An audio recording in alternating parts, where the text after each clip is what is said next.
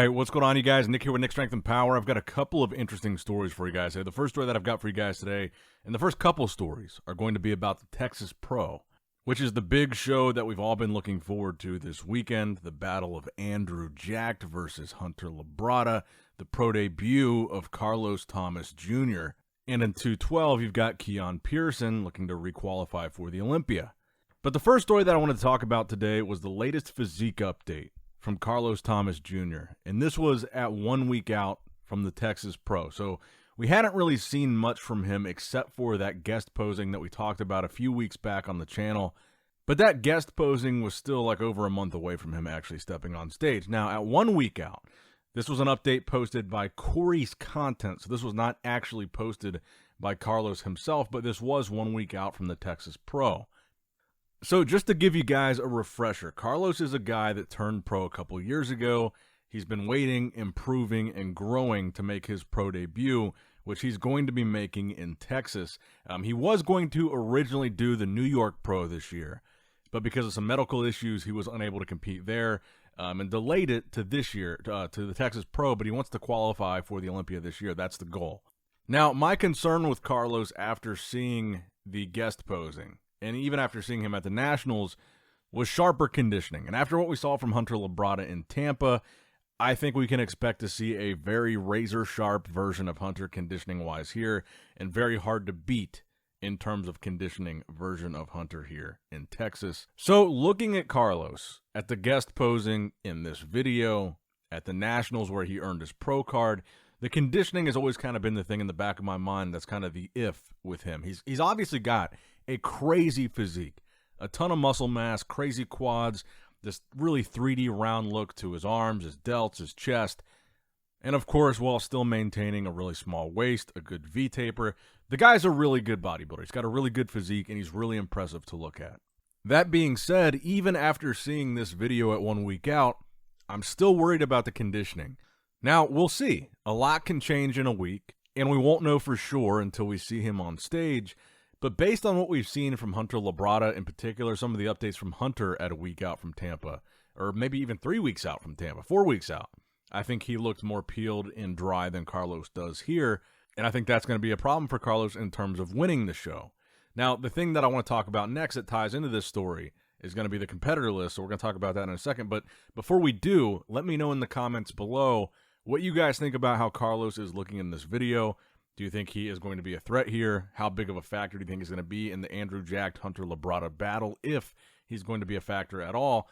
And do you think he's going to be able to qualify for the Olympia this year? And if so, where do you think he would place? So the next story was going to be the competitor list. So the competitor list for the Texas Pro was just posted this evening. So you've got Lewis Breed, and by the way, it's a little bit of a longer list than some of the other lists that we've seen recently, but still not the deepest lineup ever. Lewis Breed, who we just saw in Tampa, Leonardus Cardozo, Roy Evans, Jameel Hamilton, Jordan Hutchinson, Hunter Labrada, Derek Orlera, So-Yun Park, Marte Rules, Carlos Thomas Jr., Cameron D. Williams, and Jonathan Withers, who also has been looking pretty impressive lately. Now, as far as I know, Andrew is still doing the show. His name's just not on this early version of the list. They typically, for a lot of these shows, it seems like they've released the early version of the list and then updated it 1 or 2 times before the actual show. So I still expect to see Andrew Jacked here in this showdown between Andrew and Hunter. But in this lineup, like I said, there's more names here, but overall, it's still not crazy deep. I think Lewis Breed is going to do well here. I think Jonathan Withers will do well here. Carlos Thomas Jr., obviously Hunter Labrada. And I think, honestly, Hunter has a really good shot at going 2 for 2. We haven't seen a complete physique update from Andrew Jacked in almost a month, whereas we just saw Hunter on stage a week ago. So we know how Hunter's looking. We don't really know how Andrew is. And I think based on what we saw in Tampa, we can bank on Hunter coming in shape and bank on him being very difficult to beat. In looking at this lineup as it sits right now, without Andrew's name in it, I think Hunter is far and away going to be the clear winner, even with the wild card of Carlos Thomas Jr., Jonathan Withers. So I really do feel the story of this Texas Pro is going to be the Andrew versus Hunter rematch, because if you guys remember, Hunter did place ahead of Andrew at the Olympia, but since the Olympia, Andrew had that Arnold Classic appearance where most people thought he looked significantly better than he looked at the Olympia. And then Hunter had this Tampa Pro appearance where people thought he looked significantly better than he looked at the Olympia. So again, you could make the argument that if a lackluster version of Hunter could beat Andrew at the Olympia, then an even better version of Hunter, the best version of Hunter, some say, could beat him again. Unless Andrew himself is significantly improved, which he might be.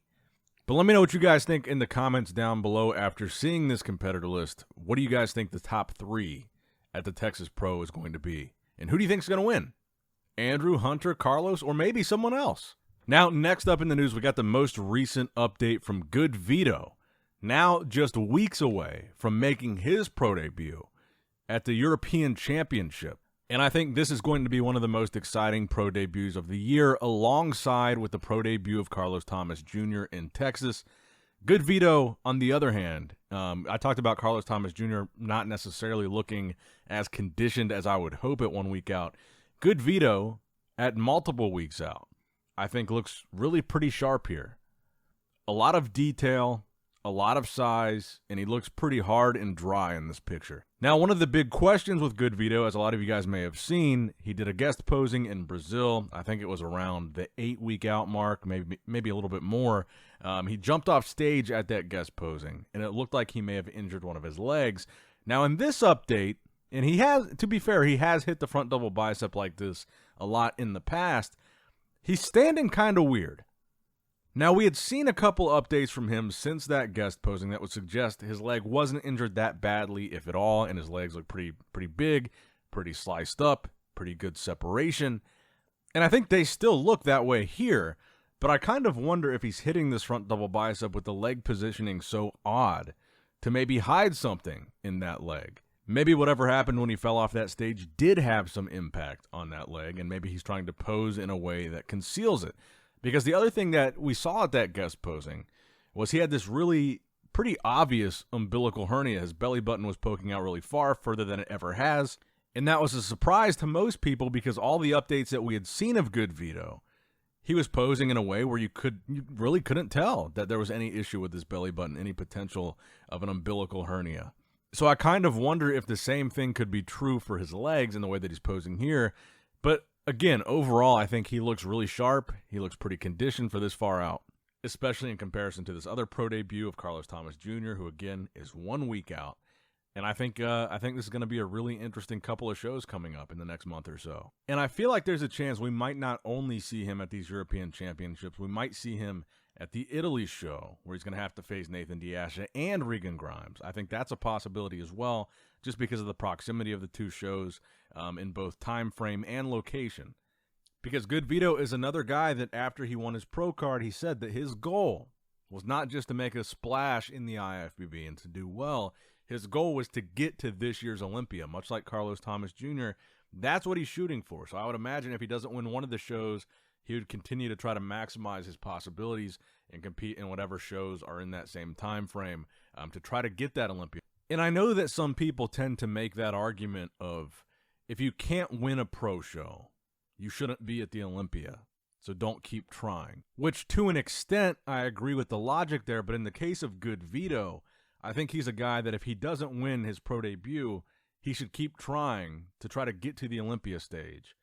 Because even if he can't win his first show, it's a pro debut. This is his rookie year as a pro, and if he is able to continue to compete and then somehow win a show and qualify, nobody's going to care if he lost his pro debut and then won a show and got to the Olympia in his rookie year. That's the impressive part. That's the important part. So I have a feeling that even if, and I think there is, honestly, I think there is a possibility he can win that European Championships. I think that is a real possibility. But I also have a feeling we're going to see him do more than just that show if he doesn't win. Again, to maximize the possibility of him getting to the Olympia stage. Now, next up in the news, a physique update from Blessing Awodibu at 4 weeks out, which means he's also doing the Italy show with Nathan and Regan, and we might see him at the European Championships too. Again, because of their proximity in both time and location. Now, Blessing, to me, does look tighter, conditioning-wise, for 4 weeks out compared to what we just saw from him on stage a few weeks ago. Because again, I'll be honest, I think his conditioning at that show was not good. It looked like guest posing conditioning. And he's looking for redemption now, and I do think here, for 4 weeks out, he looks tighter. I got to give him credit. And I also want to say congratulations on him. I saw that he just had a baby, and that's really cool. It's a big deal, so congrats to Blessing. And I hope that he is able to get the redemption that he's looking for. Because I do, at the end of the day, as much as people seem to dislike Blessing, the big game that he talks, the antics on stage, the antics at the press conference, the character that he plays, people really have kind of turned on him. At the end of the day, I genuinely like his physique. He's got a really unique, different physique, really small waist, crazy back, crazy width to the shoulders. V-taper is great. It's just his legs and his conditioning that he needs to bring up. But overall, if you're talking about a physique that you really admire, Blessing does have that. He's just struggled to be competitive so far at the highest level. That's not to say I don't think he one day can be. So not only do I think it's possible for Blessing to turn the train around, I think he can. And I like the fact that he's picking shows that are just simply not easy. Blessing versus Nathan is not an easy call-out for Blessing. Blessing versus Regan is not an easy call-out for Blessing. These are hard shows that he's picking. And by the way, for some reason in the last video where I talked about Blessing, I saw some comments saying I was wrong and Blessing's doing Legion, and he's not competing in 4 weeks. That's not true. Legion is in October, and he's constantly posting that he's 5, then 4 weeks out. October's not 4 weeks away, guys. He's doing the Italy show, but that's not to say he might not do both. But we will see Blessing back on stage in less than a month. Now, the final story that I've got for you guys today, the latest physique update, 12 weeks out for Samson Dauda. Fan favorite, talk of the town, 2023 Arnold Classic champion. One of the biggest guys right now in the IFBB in the offseason. Not really the offseason because he's prepping for the Olympia at 12 weeks out. So he posted this posing video. And his coach, Milo Sarcev, confirmed that he is still weighing 330 pounds as of the time of these videos and pictures, but he's just getting sharper. The weight's staying the same, but he's getting sharper and more detailed while maintaining relatively just insane size.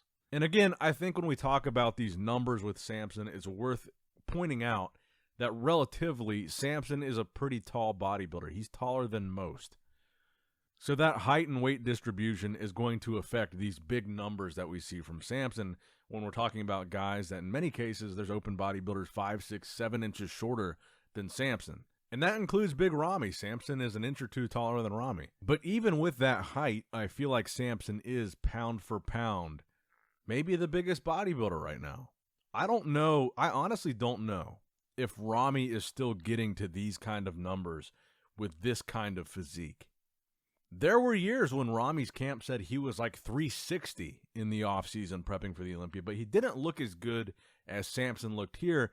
And recently, I haven't really heard numbers from, well, we haven't really seen much or heard much of anything from Ramy or his camp, but we haven't heard the number 330 plus from Ramy or his camp in what feels like a very long time. But we have heard like 320s, 315, 309, maybe closer to 300 or less on the Olympia stage in 2022. But with that being said, I might honestly say that Samson Dauda in 2023 has been the bodybuilder that has impressed me the most in a lot of different aspects. The size, the Arnold Classic victory, the progress that he made in such a short amount of time, the number of appearances and guest posings and meet and greets and signings and photo shoots and stuff that Samson has done. He's gone kind of above and beyond what we're seeing from the standard pro bodybuilder right now. Samson is performing at the highest level. He's rapidly progressing. His placings are improving. He's winning shows like the Arnold. My gut tells me Samson could be top 3 at this year's Mr. Olympia. Now, I don't know how, and I don't know how those placings would change up or who he would kick out of the top 3, but I just have a gut feeling that we will see him in the top 3 at the Olympia this year. Let me know if you agree or disagree in the comment section down below. Make sure you like the video, subscribe to the channel if you have not already. Click that bell notification icon to be notified every time I post a video so you don't miss the latest bodybuilding news. And as always, I love you guys. I appreciate you guys. Nick Strength and Power signing out. All right, guys, don't forget to click that like button and subscribe to this channel if you enjoy the content. Also, check out my Instagram at NickStrengthPower. my Facebook page, which is simply Nick Strength and Power, my secondary YouTube channel, Nick Strength and Vlogs, for vlogs and bonus content that you will not see on this channel, and consider subscribing to my third YouTube channel, Nick Strength and Pokemon, which is all things Pokemon and trading card games, completely unrelated to this channel. So if you're into that, give that one a look. And all links to merchandise and social media will be in the description box below. If you guys want a Nick Strength and Power t-shirt, that will be in the Shopify link below. Have a great day.